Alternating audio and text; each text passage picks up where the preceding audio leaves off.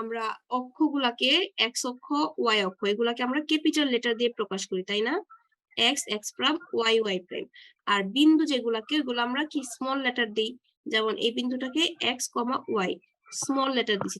Small letter capital small letter দিলেই বুঝবো এটা বিন্দু স্থানাঙ্ক, ক্যাপিটাল দিলে বুঝবো অক্ষ। এইভাবে একটু বুঝে নিতে হবে। যাই হোক, মনে করো ফার্স্ট এক্স ইকুয়াল টু এ। এই রেখাটা আমি যদি এখানে বসাই, হ্যাঁ, কি এক্স ইকুয়াল টু এ, তার মানে এক্স এর মান কত? এ।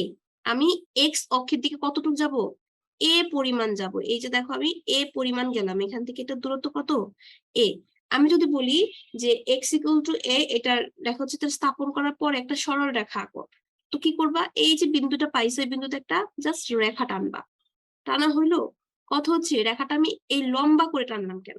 আমি তো চাইলে এই বিন্দুতে, এখানে দেখো একটা আলাদা করে গ্রাফস আঁকি, এখানে মনে করো এক্স ইকুয়াল টু এটা, আমি তো এরকম করে আঁকতে পারতাম, বিন্দু হইলে তো হয়, এরকম করে রাখলে হবে না। তোমাকে মাথায় রাখতে হবে যে এই যে ওয়াই অক্ষ, এখান থেকে এই রেখাটা সবসময় এ দূরে অবস্থিত হবে, অর্থাৎ এখান থেকে এ দূরে, এখান থেকেও এ দূরে, এখান থেকেও এ দূরে, তার মানে এই দূরত্বটা সবসময় কি হবে? এ হবে। সেটা মেনটেন করে তোমাকে এই রেখাটা আনতে হবে। তার মানে এটা কি অবশ্যই রাখতে হবে? লম্বা করে সমান্তরাল করে রাখতে হবে, যেন এই দূরত্ব সবসময় কি হয়? সেম হয়। বুঝতে পারছো? একটু মনোযোগ দিবা, তাহলে বুঝতে পারবা। আর এদিক সেদিক হলে বুঝতে পারবা না, ঠিক আছে? তো আমরা কি পাইলাম? যে এখান থেকে আমাদের এটুকু দূরত্ব হচ্ছে, এখানে একবার একটা রেখা টানলাম, আমি এখনো শেষ করিনি, একটু চুপচাপ শোনো। এখানে একটা রেখা টানলাম, সেই রেখাটা আমি বলতেছি যে এক্স ইকুয়াল টু এ রেখা, তার মানে এই রেখাটার নাম হচ্ছে এক্স ইকুয়াল টু জানি না নাই, একটু পরে কথা কই। হয়েছে? আমরা এক্স এঁকে ফেললাম। তারপর দেখো, যে জিনিসটা আমি বলতে চাইতেছি খেয়াল করো, এই এক্স ইকুয়াল টু এ, এই রেখাটা কোন অক্ষের সমান্তরাল? কে বলতে পারবা? এটাই মূলত মেইন প্রশ্ন, দ্রুত বলতে হবে। ওয়াই ম্যাম, ওয়াই অক্ষের সমান্তরাল। তোমরা এই জিনিসগুলা বুঝে বুঝে শিখে ফেলবা। যদি তোমরা বুঝে বুঝে শিখতে পারো তাহলে ভুলবা না। আর যদি সরাসরি মুখস্থ করো তাহলে তোমরা পরীক্ষা হলে যে এলোমেলো করে ফেলবা। পরীক্ষা হলে এলোমেলো না করলেও একটা সময় যখন মনে করো 3-4 মাস পার হয়ে যাবে, তখন দেখবা এলোমেলো করে ফেলছো। কিন্তু যদি বুঝে বুঝে নিতে পারো তাহলে তো এলোমেলো কখনোই হবে না, ঠিক আছে? তার মানে এক্স ইকুয়াল টু এ যদি হয়, আমরা রেখাটা এই বিন্দুতে টানবো এইভাবে লম্বা করে, তাহলে এই রেখাটা কার সমান্তরাল হবে? ওয়াই অক্ষের সমান্তরাল। তার মানে আমরা বলতে পারি যে এক্স ইকুয়াল টু এ রেখাটি ওয়াই অক্ষের সমান্তরাল, ঠিক আছে?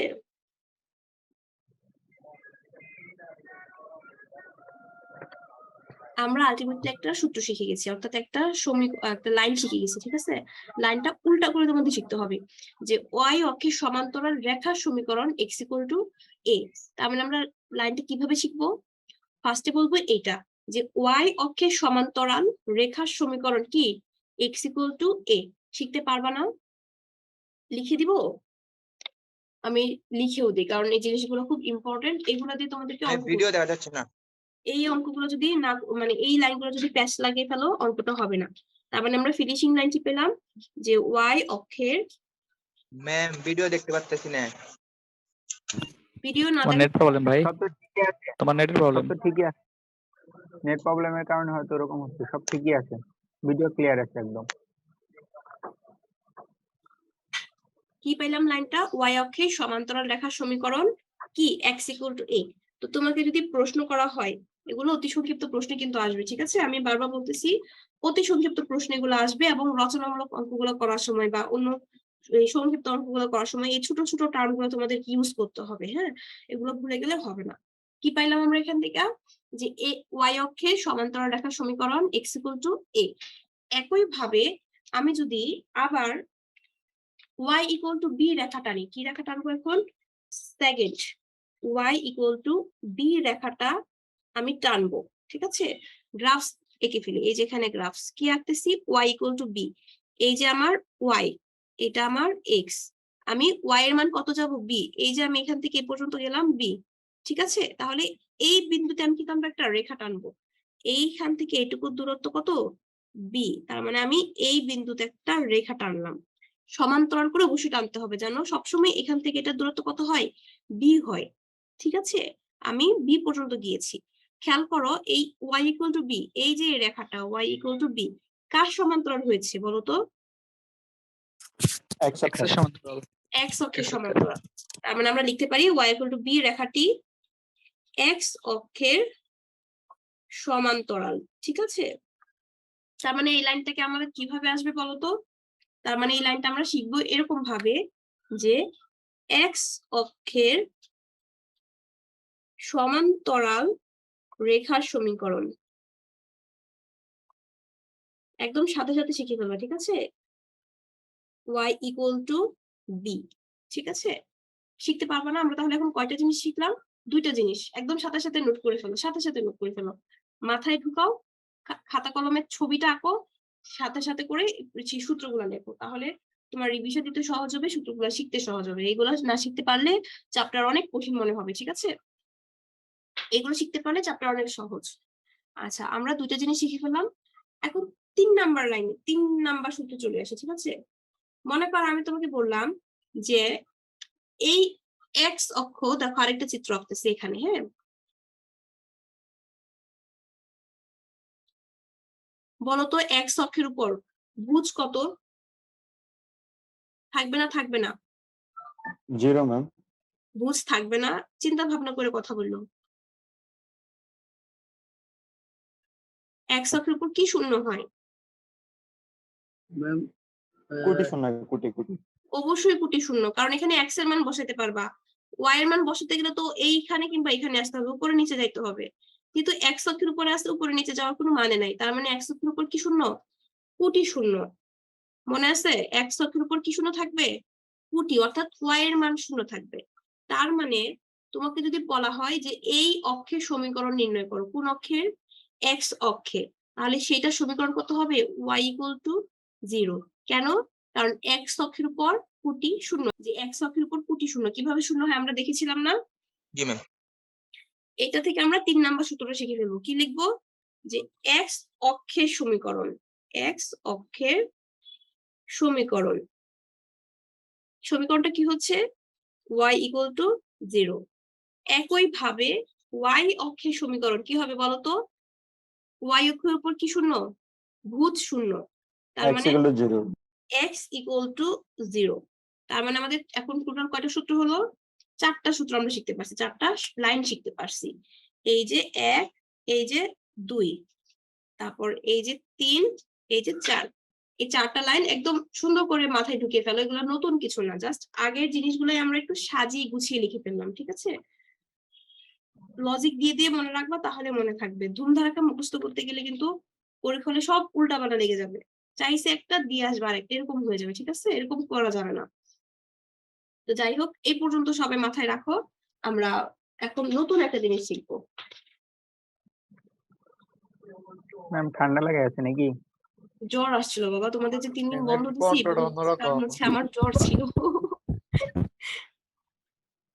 যদি আপনার মতো অসুস্থ হয়ে গেছে, জ্বর না থাকলে তোমাদের বন্ধ দিতাম না, বুঝছো?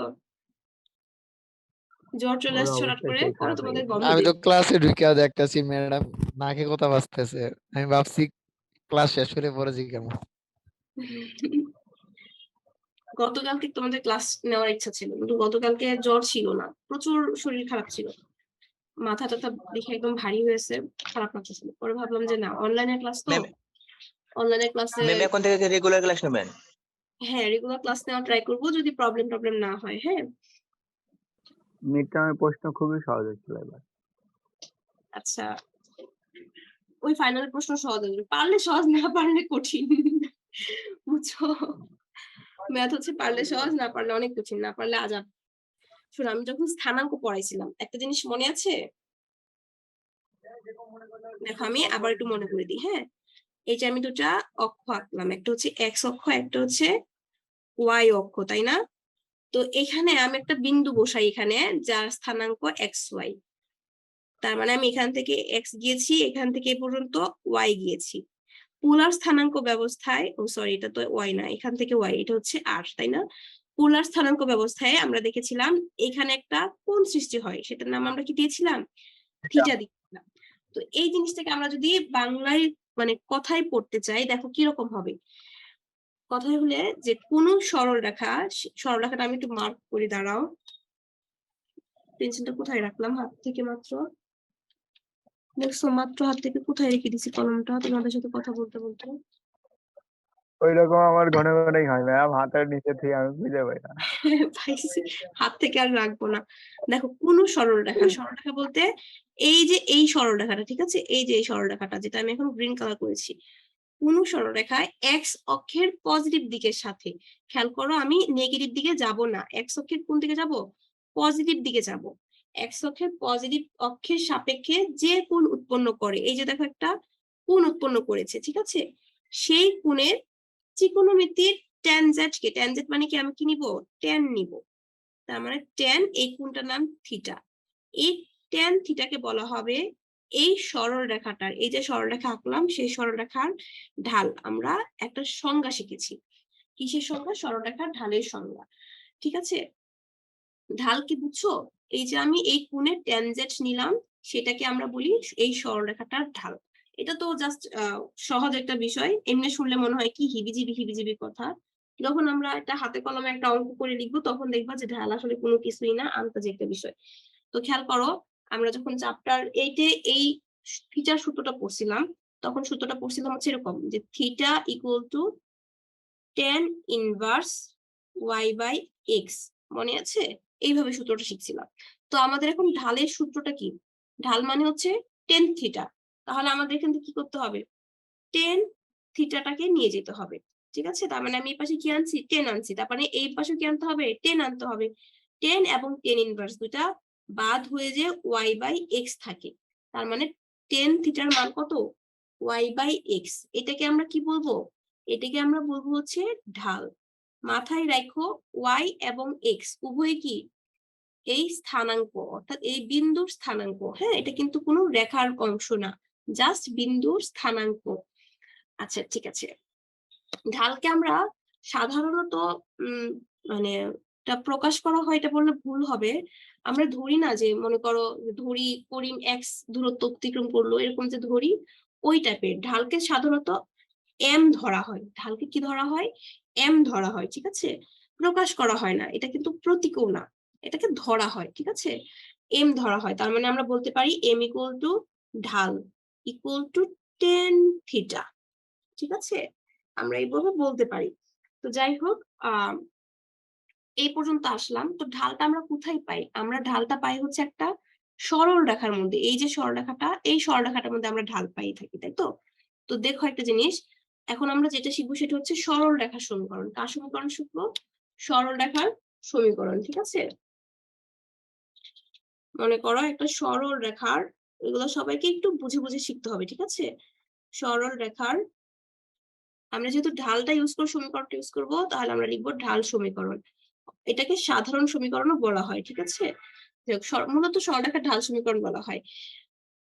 y equal two mx plus c, ঠিক আছে, সরলরেখার সমীকরণটা কি পেলাম, y equal two mx plus c। এখানে y এবং x এটা কিছুই না, এটা জাস্ট আমরা সরলরেখার মধ্যে মানে রেখা কি জানি বলে, সমীকরণের মধ্যে যেরকম অজ্ঞাত রাশি ইউজ করি, এটা সেই টাইপের, ওইগুলো দিয়ে আমাদের কিছু যায় আসে না, আমাদের যায় আসে হচ্ছে এই m দিয়ে। mটা কি, mটা হচ্ছে ঢাল, আর এই c হচ্ছে ওয়াই অক্ষকে যে অংশটা কেটে নেয়, অর্থাৎ ওয়াই অংশের, এটা কি বলা যায়, ওয়াই অংশের ছেদিত অংশ বলতে পারি, ওয়াই অক্ষের ছেদিত অংশ বলা যায়, হ্যাঁ। এটা যখন অঙ্কে আসবে, অঙ্ক দেখলে একটু স্পষ্ট হয়ে যাবে সিটা, ঠিক আছে, সি নিয়ে এত মাথা ব্যথা নেওয়ার কিছু নাই। আমরা আপাতত শিখবো হচ্ছে এই ঢাল। ঢালটা কি, এম, এমটা কোথায় আছে খেয়াল করেছো, তুমি যে কোনো সমীকরণটাকে এই সমীকরণের সাথে মিশাবা, এটাকে স্ট্যান্ডার্ড সমীকরণ হিসেবে ধরবা, স্ট্যান্ডার্ড সমীকরণ তো বুঝো, এটার সাথে সবসময় তুলনা করবা যে কোনো সমীকরণকে, সেই সমীকরণে এক্স এর সাথে যেই সহগটা থাকবে সেটাকে বলবো আমরা ওই সমীকরণের ঢাল, ঠিক আছে। মনে করো তোমাকে একটা এখন এক্সাম্পল দিলাম, y equal two 5x plus 9, এই সরলরেখাটার ঢাল কত, উত্তর কত হবে বলো তো, এস এস 5 5, এটা 5 লিখেছি, আর 5 আমি এটা 5 লিখেছি। এক্স এর যে সহগ সেটা থাকবে সরলরেখার ঢাল। এখানে একটা জিনিস মাথায় রাখতে হবে, সেটা হচ্ছে খেয়াল করো, ওয়াই এর সাথে সহগ হচ্ছে 1, অর্থাৎ ওয়াই এর সাথে 1 ব্যতীত কোনো সহগ থাকবে না, প্রথম জিনিস। দ্বিতীয় জিনিস সেটা হচ্ছে ওয়াই থাকবে সরলরেখার বাম পাশে আর এক্স থাকবে সরলরেখার ডান পাশে। এই জিনিসটা আমাদেরকে মাথায় রাখতে হবে, ঠিক আছে? এই জিনিসটা যদি আমরা মাথায় রাখতে পারি তাহলে আমাদের এই জিনিসটা হয়ে গেল, কোনো প্রবলেম নেই। আচ্ছা ঠিক আছে, তো আমার এরকম যদি সমীকরণ থাকে তোমরা ঢাল নির্ণয় করতে পারবা না? পারবা না? আমরা একটা অঙ্ক দিই, একটা অঙ্ক তোমাদের বইয়ে ছিল, আমি লিখে রাখছিলাম, দাঁড়াও বের করি, কোথায় লিখছিলাম জানি, আমি লিখতেছি প্রশ্নটা। হ্যাঁ, সরলরেখার ডাল ম্যাম, সরলরেখার ডাল সমীকরণের পর থেকে কিছু বুঝি না, নেট সমস্যার কারণে, যদি একবার রিপিট করতেন। নীলা কি বলছো? বুঝি নাই। সরলরেখার ডাল কিভাবে নির্ণয় করতে হয় বুঝো নাই? না ভিডিও ম্যাম, দেখে বুঝে নাও নেটওয়ার্কের ভাই। জন্য বাইরে হয়ে গেছি। আচ্ছা, ডাল এখনো পড়া আচ্ছা ঠিক আছে ম্যাম, আমি পরে দেখে শেষ নেবো। হয় নাই। প্যারা নিও না, প্যারা নিও না, ঢাল পড়ানো শেষ হয় নাই, মাত্র শুরু হয়েছে। হ্যাঁ, শুধু সমীকরণটা লিখছি, লিখে বলছি এম হচ্ছে ঢাল, এটা তো আগেও লিখে দিছি এম হচ্ছে ঢাল, তাই না? মাত্র শুরু করছি, প্যারা নিও না।